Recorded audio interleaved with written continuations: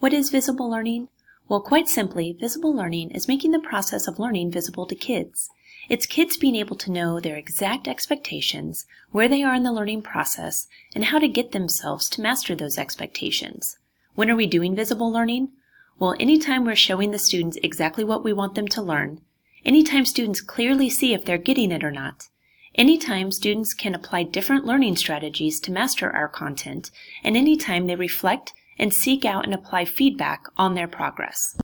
We want kids to be visible learners, but what does that actually mean? Well, there are 4 parts to making a student a visible learner. Here at South Valley, we are in step 2 of the 4-step process. We're going to focus on those today, so let's take a look. The first thing we need to do is to let kids know that learning can be hard, and that's okay. To do this, we've introduced them a couple of years ago to the idea of the learning pit. We need them to know that it's okay to feel frustrated or to get stuck sometimes when we're learning, and that we usually will feel that way before we master new knowledge. But just talking about the pit wasn't enough. We needed to help kids know what to do when they feel stuck. They need to be taught what good learners do in general.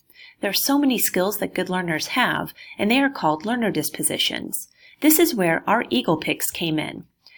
We are reminding kids that skills like persevering, inquiry, collaboration, and self-advocacy can help them get out of the pit when they feel stuck. The second part, and where we currently are in this process, is making sure that kids are assessment capable. Kids should be able to know the answer to the following questions. What am I learning? How am I doing? And where to next? What does that all mean? Well, it means that kids can articulate exactly what is being learned, what success looks like, they can describe their progress towards meeting that success, and students can tell exactly what they need to do next in order to get to a mastery level. To make sure learning isn't a guessing game, we need to do several things.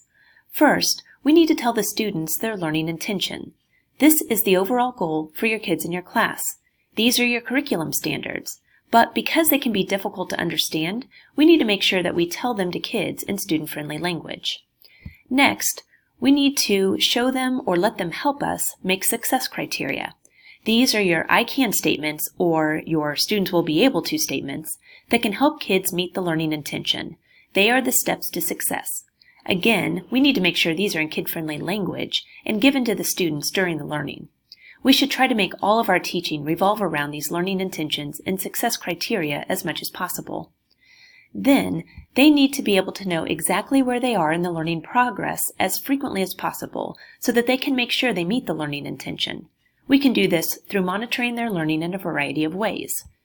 Sometimes it can be as simple as a thumbs up, thumbs down question. Are you understanding this? That way, students can see at a specific time in your classroom how they're feeling during the learning. Another option are exit slips, where they're proving their progress and reflecting on their class learning. You can also spend some time looking over the work that they complete during class or as homework.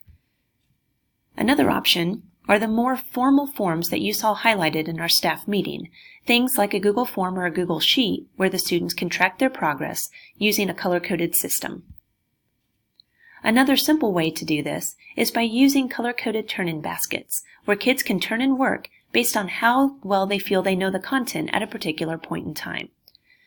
We realize that there's a lot to being a good learner. We're just trying to take the guesswork out of it for students. These are the only 2 that we're focusing on for our visible learning, and there will be 2 more in the following years. But if you are doing the learner dispositions and working on being assessment capable, you are on the right track for visible learning here at South Valley.